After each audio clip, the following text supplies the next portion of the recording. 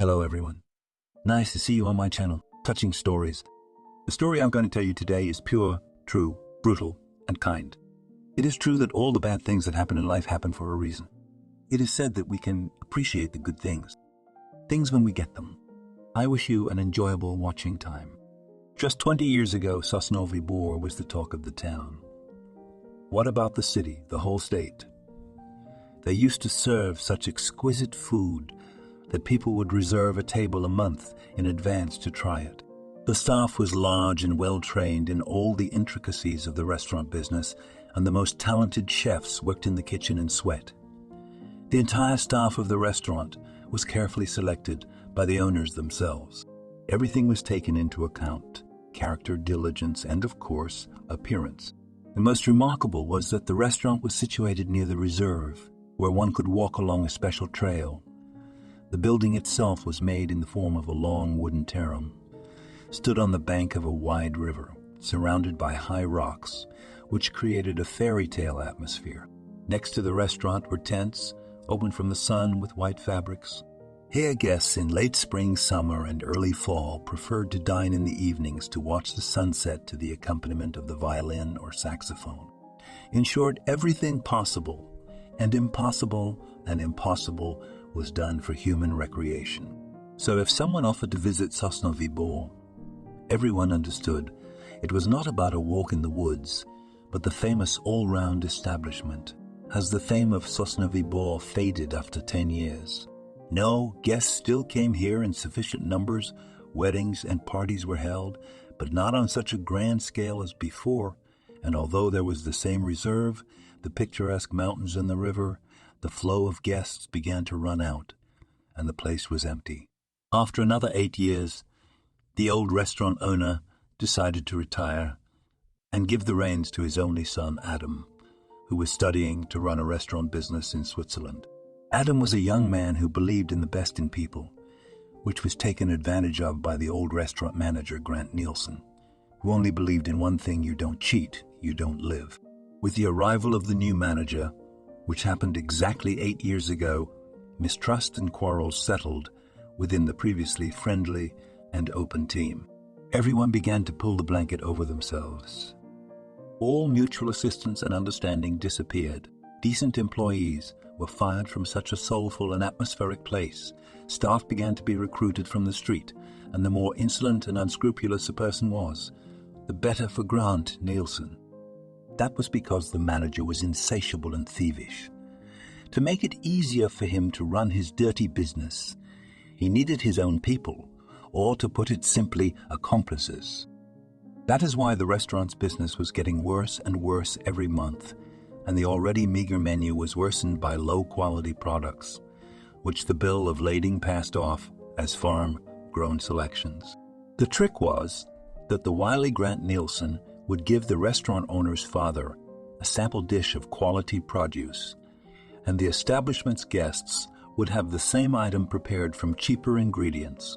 The guests left dissatisfied and never came back, and there were practically no regulars left. The manager didn't care about that, as the flow of tourists helped at least somehow to keep the old restaurants afloat. And trusting Adam for 6 months, puzzled over why tasty, and by local standards, relatively inexpensive food did not arouse the interest of visitors. What he did not do to raise the attention to the institution, called from the capital of the best musicians and singers to create a holiday atmosphere, arranged theme parties and even invited stand-up comedians. But people came here as a theater, not as a place to eat. The new owner even conducted an anonymous survey among the restaurant employees, but all were silent as a fish, feeling the impenetrable wall of mistrust of the fear of the unknown. Adam, having stopped all experimentation and being, decided to use another tactic of observing what was going on. In the meantime, he relied entirely on his vivacious and unobtrusive manager, Grant Nielsen. Grant Nielsen hissed and wagged his finger at the young waitress. "Why didn't you tip them?" The manager pointed to the 2 departing grannies. "Yes, they ordered a very modest lunch. The girls said they came for old time's sake, scraped together 2 salads and a coffee. But you could have asked them for $2. Grant Nielsen wouldn't let up. They won't do us any harm, countered and ended Rachel. Go to work and put all the tips for today on my desk, or you'll be out of here like a cork. And if you complain, it will be worse. The manager threatened the girl, but then he saw Adam walking in their direction and immediately made a kind face. Why so early today? What are the orders? No orders, just a bite to eat, but why didn't you tell me? I would have booked your favorite table. That's okay. I'll sit here. And Adam made himself comfortable next to the fireplace. The manager flew at full speed into the kitchen, where he looked for Chef Harry. Harry, darling, the boss is here. He wants a chop and a Caesar salad. Make it like we talked about. Why is he eating lunch so early? All right, I've got a billet, and I'll make it in the best possible way. And the assistant manager got to work. Grant Nielsen breathed a sigh of relief and ran to butter up his dear guest with dishes prepared especially for him. Unsuspecting of anything, Adam went to his office to look through the backlog of bills and develop a plan for further business development. And Grant Nielsen, to his whistle and tune, went to count the profits he was able to make on the huge difference in the cost of products for the kitchen. In addition, he had to give part of the profits to the chief, who diligently covered the manager's dark dealings. In the evening before the restaurant closed, the poor waiters were subjected to a strict inspection and had to give a certain amount of money from their tips, and trouble for the poor fellow who could not scrape together the right amount of tribute for the day. He was left with a debt that could grow exponentially. But despite the extortion, the staff was in no hurry to complain to the new owner, for they were well aware of what a dangerous man Grant Nielsen was. Everyone was well aware that the manager had a myriad of masks, but the one that frightened them was the lusciously kind one with the sweet smile and the cold hatred, Phil's stare. If Grant Nielsen looked at someone that way, that person was in trouble. And today, the manager's mood was zero, of course. The guests did not want to go to the place, where instead of their favorite veal, they were served a wiry piece of old cow meat. So there were only 6 customers for 2 halls. Such a situation did not suit the enterprising Grant Nielsen. After all, everyone knows the main rule of the restaurant: few guests, few tips. The waiters were just as worried as their tormentor, if not more. After all, in the evening they would have to make up for the lack of tribute from their own pockets. And if this went on, they would have to say goodbye to unprofitable work. Earl interrupted the steward's sad thoughts. Earl, the local doorman, was a cunning and greedy man, just as Grant Nielsen wanted him to be. Earl was always pointing out those gentlemen who arrived in expensive cars, which meant they could pay more. The waiters were eager to groom the rich and received fabulous compliments from them, in the form of nice, shiny bills in their hands. So did the manager, who, interrupting a customer about Rachel, served guests who were expensive in every sense of the word and received generous tips, which the old rascal did not share with anyone. Grant Nielsen, we have strange guests in the joint. I think you should know that. You could see Earl was running, so he was out of breath. What else is there? What's the big deal? There aren't many guests, and you must have frightened the last of them. The steward whispered to the doorman in a disgruntled tone. Well, they are not like the others. Look yourself, said the elderly man. On entering the non-smoking hall, Grant Nielsen found the following picture before him. The guests, already few in number, were glancing disgruntledly at 2 persons who had chosen a place in the center of the hall next to a huge aquarium with fish.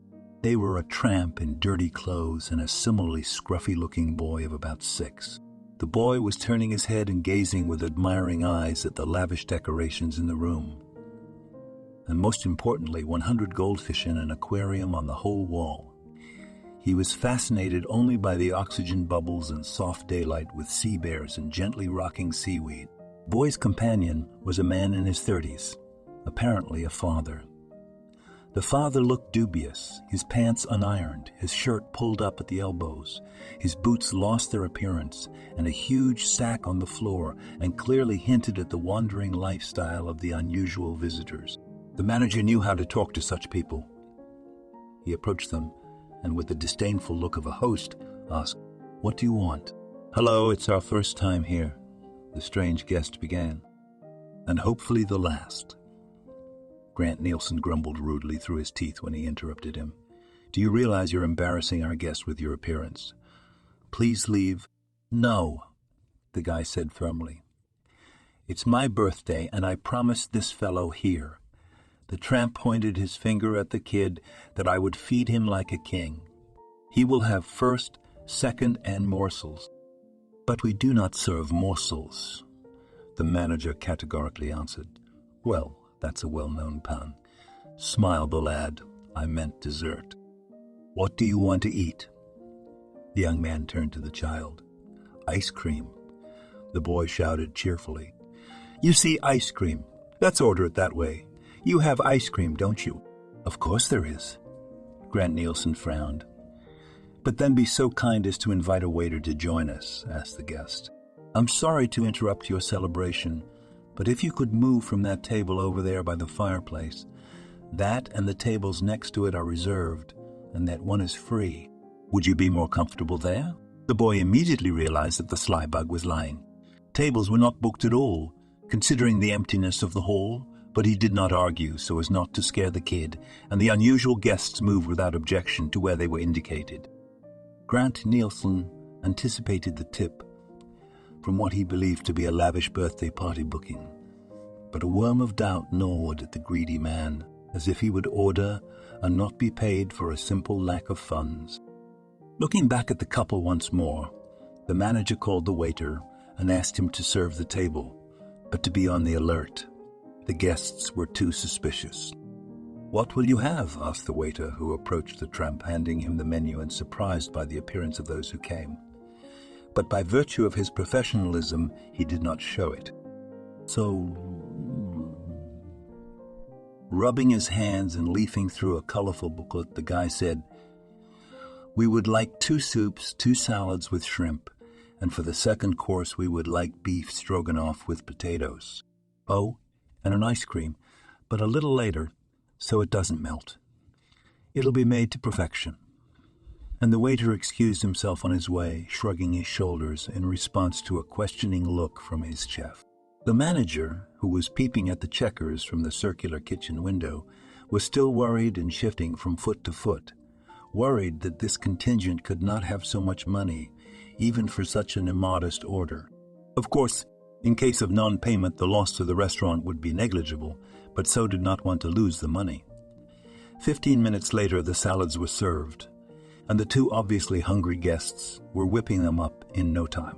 And the little one not controlling the fork, but each time grabbing it with his hands, he was dumping everything out of the plate. The shrimp exclaimed how slippery it was and sent it into his mouth. The other guests looked at the kid bewildered, and his father laughed heartily at the shenanigans of the child. Having eaten the salad, the 2 insatiable guests began the soup. For an adult, it was pleasantly hot, but for a small child it was too hot. So the boy blew with all his might on a spoon with a huge portion of soup, so that the reds from it scattered on the snow-white tablecloth, the waiter bringing the second. Surprised to find the baby clean plate, and was amazed at how much food can fit into such a fragile body. With the words, "Oh, I love a feather so much," the little boy pushed his fork away, took a spoon and began to eat the meat and mashed potatoes with such speed that his father had to warn him that he might choke. The whole room was already watching the hungry child eat. The waiters and guests were surprised by the wolfish appetite of the 6-year-old toddler, but it was as if he decided to put on a show of Hunger Games. And he unbuckled his sash and started eating ice cream. We can say that the day was brightened up by the child, whose amazing and voracious appetite won the hearts of the adults present, who are also parents of someone. And soon gifts in the form of cakes and fruit desserts began to arrive to the baby on the table.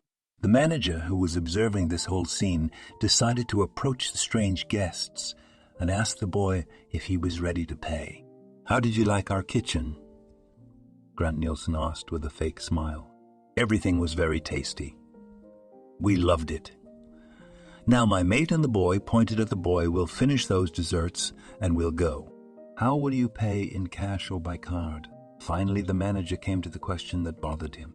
Cash, the tramp answered, and reached into his backpack pocket. Apparently something had gone wrong, because his face showed indescribable horror and disappointment. He looked fearfully at the steward, whose heart clenched in anger. Grant Nielsen thought he had the foresight to see right through such people. He grabbed the boy by the arm. So, my dear, are we going to pay? I'm sorry. The men started making excuses. It seems that I left my wallet at home. We'll get it, I promise. I can leave you my jacket as a deposit. What do I need your rags for? The manager hissed so that no one else could hear. Either pay up or I'm calling the police. Grant Nielsen was well aware that no police were out of the question, since he didn't want to scare off the other guests, so he waited for an answer from the confused guy. But I have money. I earned it. I collect non-ferrous metal by day and deliver it. Unload wagons in the evenings. I get paid in cash, so I don't keep a bank card. No need to call the police. You will scare my boy. How am I supposed to believe you? Or are you going to leave me $200 in debt here? Yes, they used to break their legs or pay for that by working as a day laborer. Yeah, I'll pay for it. I'm a guy who is obviously worried. I'll bring this miserable money. I owe you for your understanding. Just let him sit here. Let him finish his sweets. The boy nodded at the little one who was enjoying his treat without noticing anything around him. Is it possible that even in an evil person, at the sight of something nice, pity wakes up in the soul? Perhaps such a change occurred in the heart of Grant Nielsen, who, glancing at the boy, for some reason agreed to let the man go to get the money, although he did not fully believe him. Or maybe ordinary human greed played a role here, whispering in the old man's ear, rather that the police would not help to return the lunch money. And this way there is at least a small but a chance that the money will be returned, and even with interest. All right. But if there is no money in an hour, I'm calling the police. The time passed, and the manager looked at his watch. The boy told the boy to wait for him here, and he ran out of the room as fast as he could. He had only an hour to prove that he was not a thief or a cheat, and that was exactly what he was going to do. Too bad he didn't even have money for a shuttle bus, so he ran, trying to outrun Grant Nielsen's allotted time. Just in time, the running boy's mind was spinning, and he sped up his pace. Grant Nielsen remained seated next to the boy, who was enjoying himself heartily as he ate another dessert. The manager handed him a napkin to wipe his cream-stained face.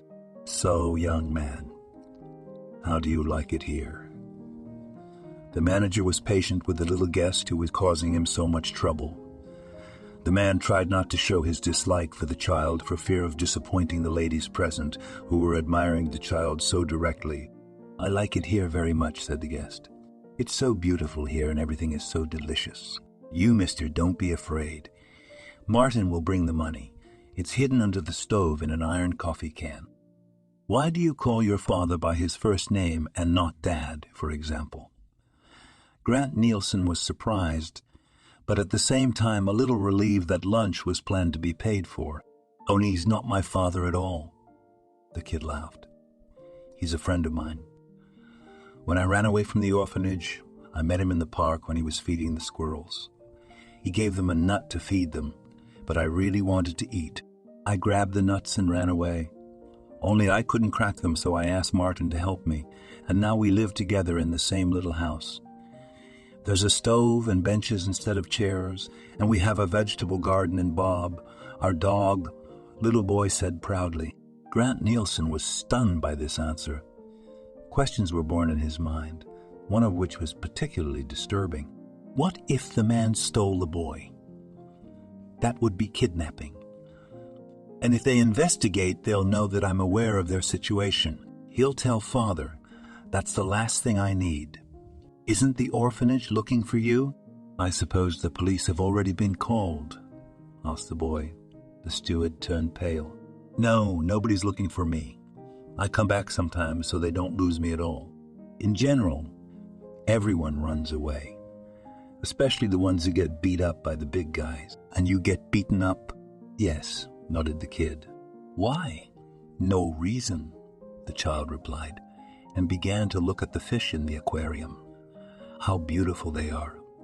Not like in the pond.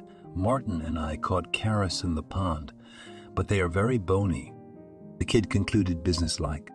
While the steward was talking to the boy, Adam approached them, who, hearing the child's ringing voice, decided to see what kind of a visitor he was. The landlord was surprised by the boy's poor clothes. Grant Nielsen, why is this boy here alone? Where are his parents? His sponsor had gone to get the money, and here's the thing.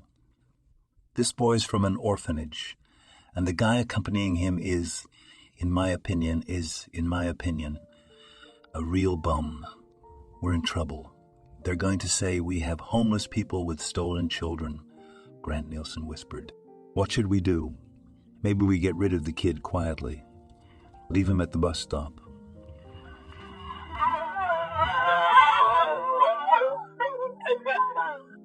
The man will give us the money and clean up nice. Are you out of your mind? How can you throw a small child at a bus stop at night? It's too bad about a kitten. There's a human being here. Adam recognized the manager on the other side, and he didn't like that side at all. Grant Nielsen, give me their check for lunch. I will pay for the order, and I will not take money from the orphan, Adam said. He surprised his subordinate, who was already calculating in his mind how much money he was losing from this order. Boy, what is your name? Asked the owner of the restaurant. Kevin answered baby and held out his little hand for a handshake. Adam smiled. He liked the little guy decidedly. He held out his palm to shake baby's little hand, but something confused him. There was a small but very noticeable scar on the baby's hand. Kevin, what is that on your hand? Adam asked. I don't know.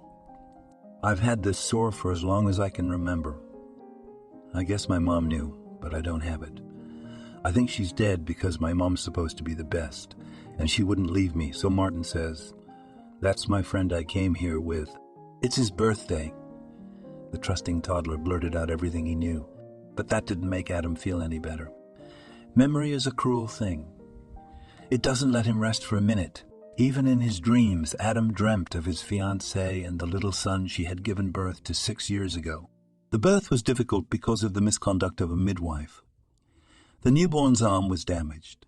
An expensive operation was required to prevent his son from becoming disabled. His father gave money. The operation was successful, but the son with a scar. Adam knew the wound well, and now, looking at that boy's hand, he remembered every detail of those terrible days. And then something happened that he hadn't expected at all. His fiancée had run away from the maternity hospital, taking their son with her. Why had she done that? Adam wondered until now. There had long been a burning resentment against Kelly in his soul. He had not even had time to name his son. And after the baby was discharged from the hospital, Adam and Kelly planned to get married. Friends advised to do it earlier before his bride had a tummy showing, but his parents were against their union, so the lovers decided, so let the baby come into the world. And that will definitely break the hearts of the rich grandparents and show them that their relationship is serious. Unfortunately, Kelly had no parents, so there was no wise counsel for the young couple. And the day before the elopement, they had had a big fight. Kelly claimed that his parents hated her, and she and their son needed to get away, and as far away as possible. Adam called her a complete fool and refused to discuss the subject. He took another look at the boy. He looked at him as if for the first time and studied his features. Definitely those eyes. On the contrary, he had already seen somewhere the same almond green, snub-nosed, small, lopsided nose, and as cute as his son's.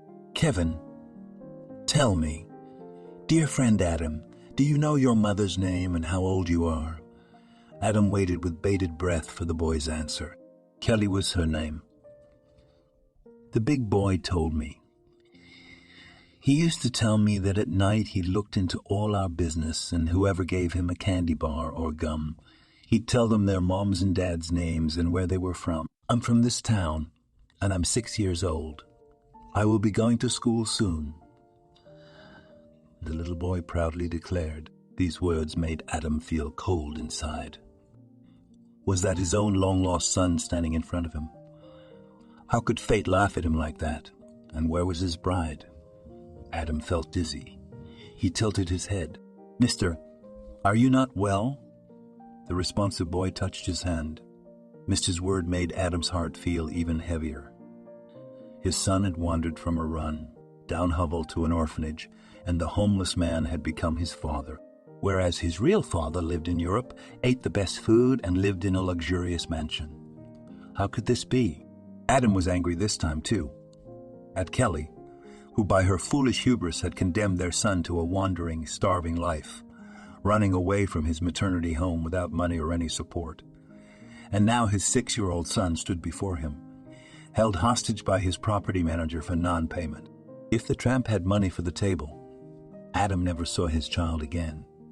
And how could anyone believe that a homeless man could walk into a restaurant with a boy and dine there? Adam took another look at his son, who was now occupied by the parrots in their cages. They were washing their feathers, and the boy was sticking his finger in their cage, trying to reach for the birds. "Kevin, would you like to find your daddy?" With trepidation in his voice, the restaurant owner asked. "No," answered the boy without turning around. "But why? You would have a family." "It's because he abandoned me and my mother. If he hadn't, my mother wouldn't have died, and I wouldn't have ended up in an orphanage where I was abused and taken away." Little Kevin turned to face Adam and looked directly at him just like Kelly. Thought the boy's father. "If I tell you that he was looking for you, but he couldn't find you, and then he grieved for a very long time, then I want to." The boy simply answered and shrugged his shoulders. "Don't you worry, Kevin, but I think you're my lost son." Adam froze, waiting for the boy's reaction, and it didn't take long. The little boy stood still, aware of the strange man's words, and then suddenly sobbed loudly, tears streaming from his eyes. The little heart was full of either resentment or happiness. It was impossible to make out. "Mister, you sure are our daddy. Call me Daddy, son," Adam said quietly. He walked over to his son, took him in his arms, and hugged him tightly. When he felt the little hands on his neck, he realized that the baby was hugging him too, and therefore ready to forgive. The man tried not to cry. Otherwise, the baby would have been frightened, and the acquaintance would have gone to waste. In the reflection of the mirror, Adam saw Grant Nielsen's face. It was either frightened or surprised, or a mixture of the two.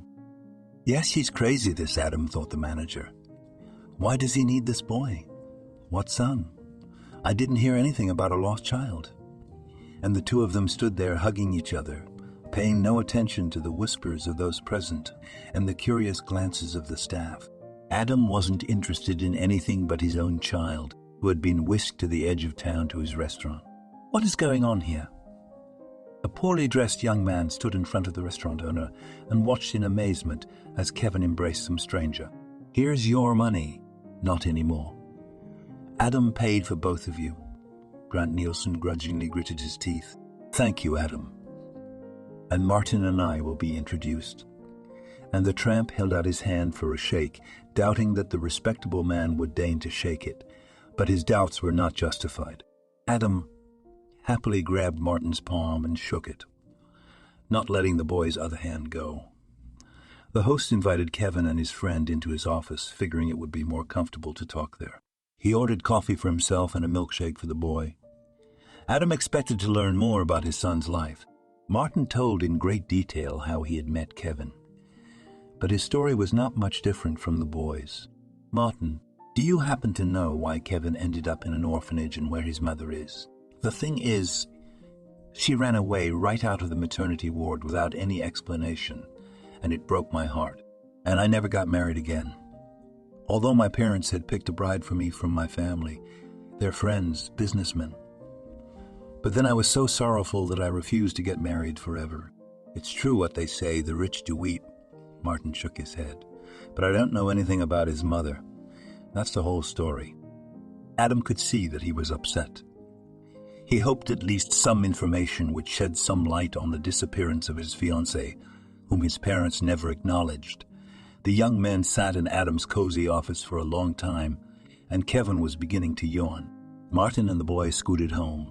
At the same time, they thanked the restaurant owner for his generous treats and hospitality. But then it dawned on them that today was the last day they had lived together. The boy looked at his father, who was smiling. "Will you come live with me, son?" The boy's face shone with happiness. But one thought clouded the dark boy's joy. "Can Martin come to us?" "Of course he can. If he wants, let him stay here and work instead of old Sarah, for example. And then we'll find him another position. And we have staff housing available. So, Martin, will you agree to work for me? I won't hurt your wages, but you'll have to unload wagons at night." I sure as hell agree. The guy was happy, and the job and the apartment happened on the same day. "Wow," shouted Kevin. He was overwhelmed with joy. Started jumping on the couch. In the evening, the trio went out for a walk and some fresh air. Around the restaurant, the lanterns were lit, their light reflected in the river water. The view of the neighborhood was spectacular, and Kevin and Martin were frozen by such beauty. After a hearty dinner, they scattered to their rooms, the boy and his father to one, and Martin to the other. Tomorrow they had a lot of things to do. The next day, the restaurant owner announced to the staff a new addition to their ranks, introducing a new doorman and security guard in one person. Everyone greeted Martin and at the same time said goodbye to an old colleague who had asked to retire long ago. Only Grant Nielsen was not happy about the new event. The old doorman knew of the manager's shenanigans and turned a blind eye to his shenanigans, not preventing him from stealthily robbing the waiters and the owner himself. And then there was that former tramp and his boy. There was no telling whether the newcomer would agree to stay out of the way of Grant Nielsen's shenanigans. The manager was so angry he could barely hide the unpleasant expression on his face. And then Adam told the staff that he had found his long-lost son. This set off a storm of different emotions. The men were puzzled. Some of the women froze in surprise. It was not without tears of tenderness. It was this latest news, as never before, rallied the team around the owner, who was so human and honest to share the most intimate with the people working side by side and with him. But, as they say, the happy ones do not notice other people's intrigues and discontent.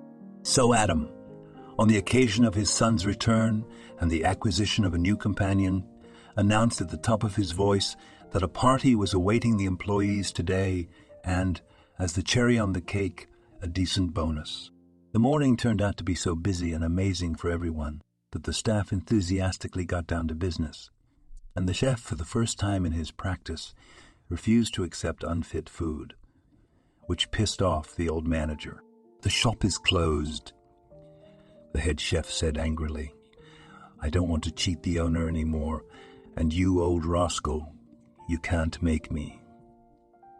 And if anything happens to me, the video recordings of your deeds will go straight to the prosecutor's office."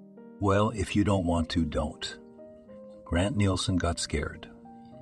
Now we'll order other products. That's all there is to it. The manager felt a kind of pain in his chest. But it was not the kind of physical pain that threatened illness. It was repressed anger and greed which made the cunning man's heart swell. He understood that his biggest source of income was out of control, and Grant Nielsen was in great pain. And when he was in great pain, and when he was in pain, he was likely to be in pain some else. And it didn't matter what kind of pain it was. The manager started looking for a future victim. In the meantime, Adam and Kevin were sitting outside the office of the pay clinic, where they had just had a paternity test. Overpaid a lot of money for speed. The man was waiting for information on possible parentage. Kevin, because of his age, didn't understand the significance of the moment, but his father was very excited. He had fallen in love with the cheerful and quick-witted boy, so with all his heart he wanted the baby to be his son. Even if it's not my kid, I'm still adopting him, he thought. It's a shame to give up on a kid like that, Maybe someone will do a good deed for my child, too. The doctor came out and interrupted Adam's musing. He was handed a printed sheet with the black and white number that interested the young man the most, 96. The joys of relief cracked. Adam's heart clenched in anticipation. He was overjoyed, hugged his son, and carried him in his arms to the exit. "Dad, what are you so happy about?" "We're not sick." With a serious expression on his face, he asked the baby. "No, son, we're not sick. We're going home." When little Kevin saw his future home with all its gardens, tracks, he could not say a word in surprise. He walked through the lavishly staged rooms with a hall like a museum, and was afraid to touch the furniture with his hands lest he get it dirty. All this splendor was strikingly different from his and Martin's humble orphanage dwelling. "Can I run around here?" quietly the boy asked. "Run and jump all you want. This is your house after all." Adam smiled at the amused question. "Which room will I live in?" "You can have any room you want." "Where do you sleep?" Adam had to show him his bedroom and then gave him a little tour of the kitchen, sauna, and other outbuildings. Kevin decided to take the room that was across the hall from his father's bedroom. This choice Adam appreciated and agreed with him. The man was pleased that Kevin had chosen the room next to him. Immediately, a designer was commissioned to give the aesthetic, half-empty room the appearance of a lively children's room. In the meantime, they went to see the stables and meet the pets that inhabit this fortress, as Kevin called the house. While peace and harmony reigned in one house, serious conflict was brewing in the other, namely Pineborough. Martin, who zealously performed his duties as doorman and part-time security guard, noticed one feature of every single one. The waiters approached the manager for some reason and then walked away from him with dissatisfied faces. The questioning did not lead to anything, and the new employee decided to keep a closer eye on what was going on. Soon Martin realized that there was a mutual responsibility and that Grant Nilsson was the main instigator. "May I have a word with you?" Martin turned to the manager. "Just for a minute." "It's not about a spell," he answered grudgingly. "I noticed that you were taking away the waiters, forcing them to give their honestly earned tips." "Yes, and the kitchen complained that you were using dirty food schemes. Why are you stealing from this restaurant? You're well paid." Martin watched carefully as Grant Nielsen's eyes flickered, and he sat down to think of an excuse. "Yes, it seemed to you first day on the job, and already you're blaming people." The manager decided to attack instead of defending himself and mumbling excuses. "No, it didn't." The guard answered calmly, "If you don't stop this mess, I'm going to tell the boss." And Martin went away, and the manager remained standing. Now he was frightened. His world, which had been built by clever schemes and plans, was crumbling before his eyes. In the evening, Adam and his son decided to visit his parents' home. It was time to meet his grandson. The young man decided to share his joy with them, and at the same time his worries about his missing bride.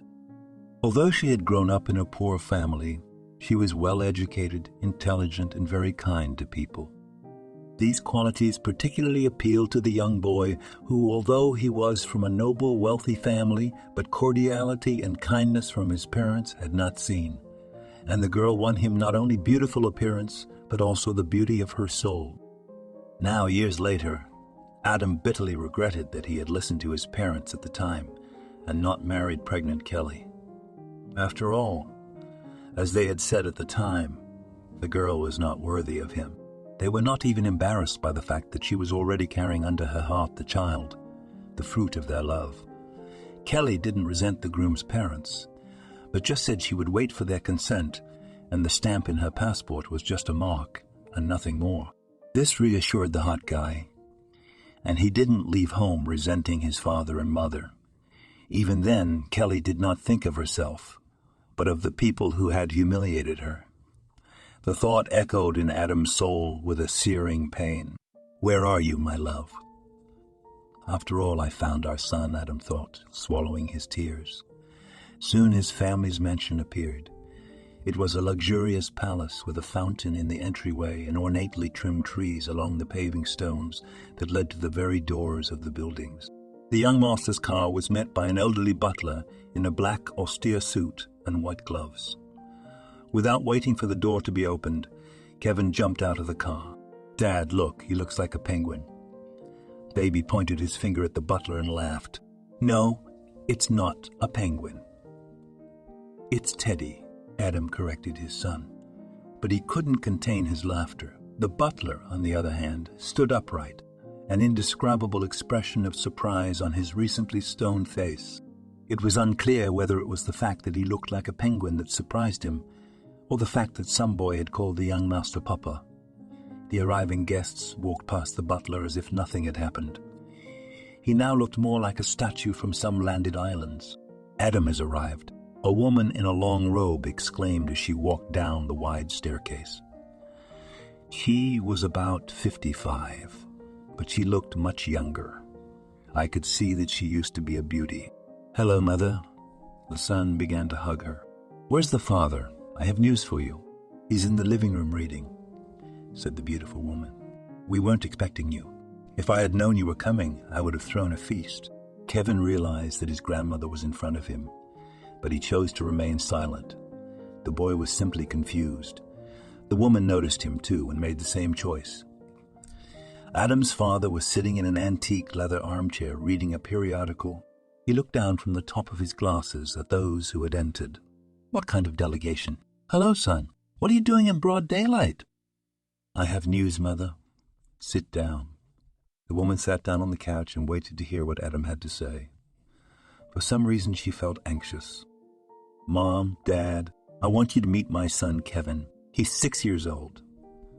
His mother, you know, Kelly, I don't know where she is. Kevin grew up in an orphanage and just happened to be in a restaurant with Martin, a former homeless guy who, by the way, works for me now. I only have one question. What happened when I was on the trip? Why did she run away? Maybe you can tell me." The woman folded her arms across her chest and cried. The woman had no idea how hard life was for her only grandson. The newly minted grandfather lowered his head. "I'm sorry, son. It's my fault. I drove Kelly out of town, threatening to take the baby away if she didn't leave you. I didn't think it would turn out that way, and she didn't take my money, and I regretted it. I looked for her, but I couldn't find her. How come? And I was racking my brain trying to figure out what had happened. I blamed myself for her escape the whole time. And you stabbed me in the back."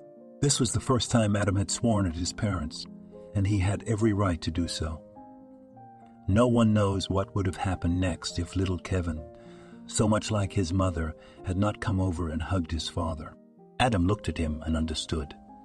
He had to be better for his son's sake. "I forgive you. What do you say, son?" And Adam looked at the boy. "Are there such grandmothers?" "They wear handkerchiefs," the boy said in surprise, pointing to the woman. At the same second, the newly minted grandmother burst out of her seat and ran over to Kevin. She hugged him and burst into tears of guilt and happiness. "I am your grandmother, my darling, and I will love you very, very much." A minute later, the grandfather came over. He took the baby in his arms and held him close to him. "I'm sorry, grandson, that I was so mean. I won't do it again. Grandma and I are going to be friends with you. Do you want me to buy you a pony?" "Don't need anything. Better sneakers like Mr. Louis from our orphanage. Mine have a hole in them." These words made the newly minted grandmother weep even harder. She knew that this punishment would haunt her for the rest of her life, and the grandfather promised that he would buy anything as long as his grandson was happy. While Adam's family was being reunited, the Pine Barrel staff was split in two. One, most of the staff sided with Martin, and the other, in the form of the old doorman and a couple of cooks, took a seat beside Grant Nielsen.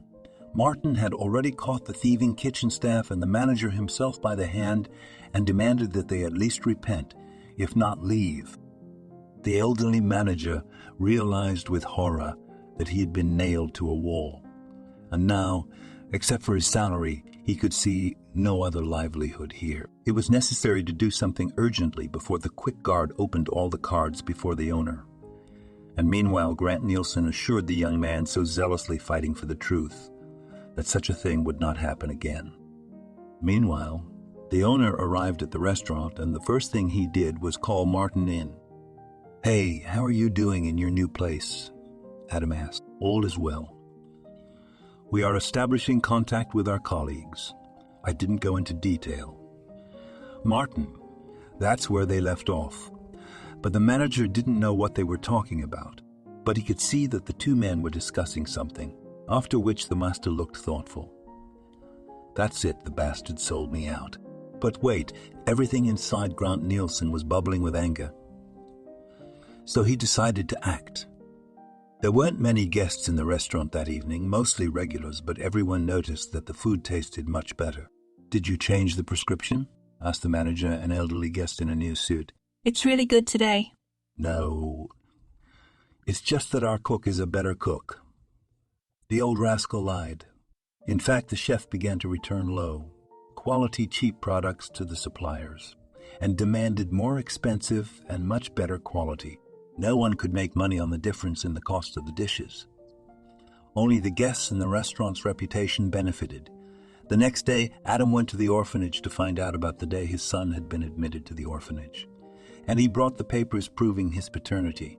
"Good morning." Adam walked into the office of the director of the orphanage. Behind the desk sat a tired-looking woman with sad eyes. She nodded briefly and offered to sit down in an old wooden chair that had probably been there since strange times. "I've come about Kevin, my son, who was secretly taken away from me by his mother. And here's the paperwork to prove it." Adam noticed that the woman became interested in his words and was distracted from reading some papers. "How is it that his mother didn't trust you with the child?" the principal asked. "Yes, it's a complicated story. But that's not even the point. I would like to know on the father's rights, where she is now. Maybe there's a note in his son's file on how exactly he got here. Just a minute, let's see." The file is in the archives. 5 minutes later, she returned with a folder of sheets. The file from cover to cover, she looked carefully at Adam. "It says here that the child at age 3 was brought in by a juvenile inspector, and there is no information about the mother. I advise you to contact the police department where Kevin came from." The director gave the address of the precinct and wished him luck in finding the boy's mother. Adam went the same way to the police station where the inspector worked. Fortunately, the principal had written his name along with the address. But even there, the poor father found no answer. The inspector said only one thing. The boy was picked up on the street by passers, by when he was looking for his mother, and they called the police. The mystery of the disappearance grew even darker, and the story became even more complicated. Adam hurried to share these thoughts with Martin. But the guy was nowhere to be found on the restaurant premises. How could they not find him at his place of residence? Adam's soul was scratching at the thought, and that wasn't enough to make his mate disappear by asking the staff about Martin's possible whereabouts. The landlord never got anywhere. "Yeah, he's probably drunk somewhere," Grant Nielsen shrugged. "It was payday, so he went out. That's what you'd expect from these vagrants." "No, that's not like him," Adam said firmly. "That's not the kind of man he is." He called every police station, hospital trauma center, and even the morgues. Adam didn't know what to do. What would he tell his son when he asked where Martin was? With a heavy heart, he returned to the house, where his father and mother were thoroughly enjoying their roles as grandparents. Martin woke up with a severe headache. He ran his hand over the back of his head and felt a lump the size of a walnut. It was dark. He was lying on the bed. Martin tried to get up, but he felt dizzy and passed out. After a while, he felt something cool on his forehead. A hand rubbed his face and chest with a sponge. He opened his eyes and saw a blonde, frail girl who was overjoyed when she noticed that Martin had recovered. "How are you feeling?" "I've been better." Martin stood up, and the stranger helped him sit down by throwing a pillow under his back. "Where am I?" "At my house. I found you lying in a ditch with your head bashed in. There was a lot of bleeding, that's why you're losing consciousness. You also have a slight concussion." Seeing the surprise on the patient's face, she introduced herself. "I work as a trauma surgeon. Don't worry, I didn't call an ambulance. I managed on my own. It's a mild case. You're lucky it was a tangential blow, or it would have been worse. My life of salvation. Thank you from the bottom of my heart for keeping me alive. What is your name? My name is Lily. All right, go ahead. Martin smiled, and he took a better look at her face. It looked very familiar to him. But where could he have seen her? Hadn't we met somewhere before? You remind me of someone else. Wow. You have a bump on your head the size of Mount Everest, and you're already coming on to me. You have a bump on your head the size of Everest, and you're already coming on to me, laughed the visitor. No, really, I've seen you somewhere, but I can't remember where. Martin got frustrated. This is a consequence of the trauma. The memory will come back at any time. Don't worry. In the meantime, get some rest. You're lucky. I was on duty yesterday, and today is my day off. I'll keep you company. Martin ate a light breakfast that Lily had prepared for him and fell asleep. He had a dream where a girl and a boy stood happily by a bridge and smiled at an unknown photographer, and everyone in Sosnomy Bor already knew that Martin was missing. For the second 24 hours he was nowhere to be found, neither at work nor in the staff house nor in his former shack where he and Kevin lived together. Adam filed a missing persons report and also involved a search agency. The private detective asked for a picture of Martin and told him to give details of the recent events in his life. Next, one by one, he called the employees and questioned them about Martin. Then, with words, the puzzle began to piece together. He left in an unknown direction, promising to get in touch if there was any news. Adam had only to wait. He knew one thing. Something was definitely wrong with Martin, and it was something very bad. The main thing now was not to show his face and not to worry his son, who had already asked about his friend, Martin 10 times. And across town, in an old little house, Martin was awakened by the singing of a canary. The bird was sitting in its cage, thinking about something of its own. A recent dream suddenly came to mind. So this was where he'd seen Lily. This is the picture Adam showed him. It was of him and Kelly, his unrecognized fiancée. Then why did she call herself Lily, the guy thought, probably hiding her real name. At this time the landlady came into the room to feed the bird. Lily noticed that Martin was awake and smiled at him cheerfully. Can I ask you something? Martin said. Go ahead. Isn't your name Kelly, and aren't you Adam's fiancée? You have a child, a boy named Kevin, who for some reason ended up in an orphanage. Can you explain that? Why did you call yourself Lily? Are you afraid of something? The girl's hands trembled. A lump appeared in her throat, and her eyes filled with tears. How do you know my sister? Lily asked quietly. What sister? My twin sister Kelly. Is that why you thought she was me? 7 years ago, we had a big fight. It started because she started dating this rich guy, whose parents had been bad, mouthing her as a dowry hunter. I told her that, but she didn't believe me and was very angry. She cut all ties with me.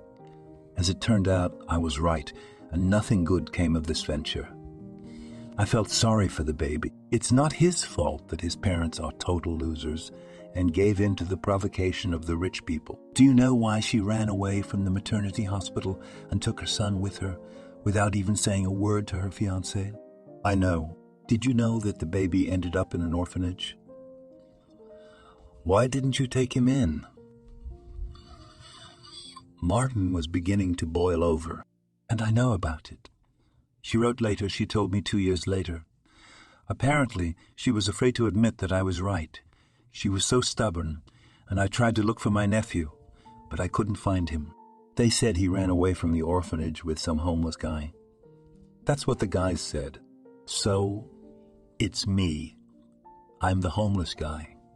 Martin was surprised by the story, and that it affected him too. Lily looked at him as if she'd never seen him before. You don't look like a bum. But because I'm a decent bum, the guy laughed. Kevin and I were picked up by his dad. The rich guy, like you say, and he's not a bad man at all. It's good that it all worked out that way. It's just a pity It wasn't left out of the general happiness. Where is she? Adam is looking for her. She's in jail. She's always been gullible, so the crooks took advantage of that. She has always been gullible, so the scammers took advantage of it. She was hired as chief accountant at a firm. Kelly signed the wrong papers. The money was stolen, and she had to take the blame. They took her right out of the house.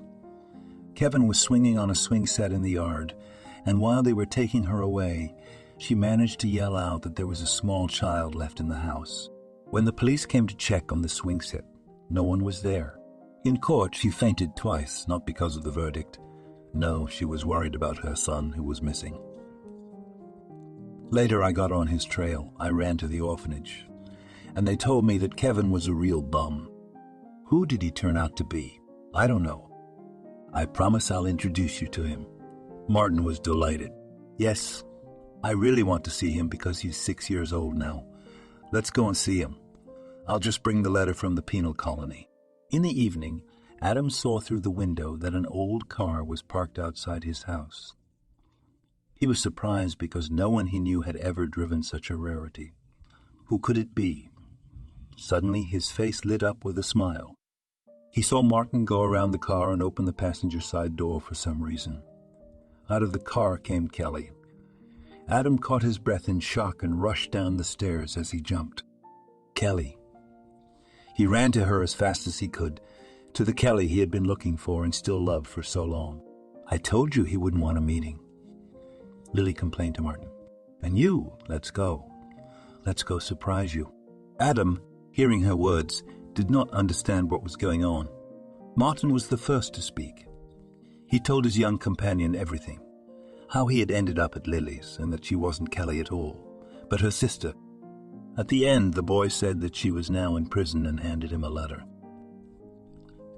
Adam gazed into every line of the message.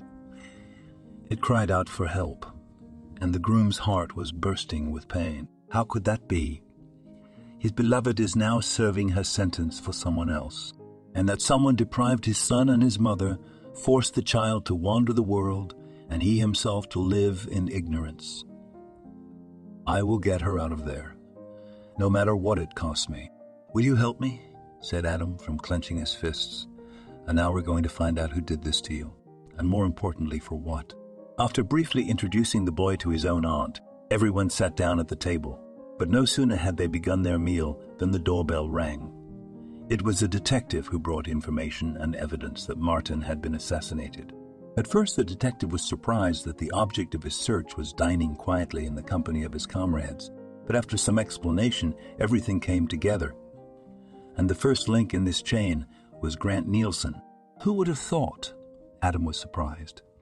He seemed like such an intelligent man. He's a thief and a bribe taker, Martin said. I just didn't have time to tell you. He promised me he'd confess. I gave him a chance, and he was quick to get rid of me by sending in his buddies. That same night, the manager of Sosnovy Bor was arrested by the police, having discovered some other sins that carried a heavy sentence. Finally, everyone in the establishment breathed a sigh of relief, and business at the restaurant slowly picked up. The manager's place was taken by Martin, who was heartily devoted to the restaurant and the staff. The same detective had found inconsistencies in the case of Kelly, who had been so hastily convicted and imprisoned. 2 lawyers defended the woman's honor, and she was rehabilitated. The day came when Kelly was getting out of jail. There were 4 people waiting for her. A son who hadn't seen his mother in almost 4 years, her fiancé, her sister Martin, who made it happen, and Adam's father and mother drove up a little later. Mommy, Mommy. The little boy, arms outstretched, ran toward the blonde woman. Kelly threw her backpack on the ground and darted toward her son. Tiny arms wrapped around his mother's neck, and tears of joy streamed from her eyes. No one disturbed their long-awaited meeting. Only Martin and Lily's sobs broke the silence. Kelly met Adam's gaze.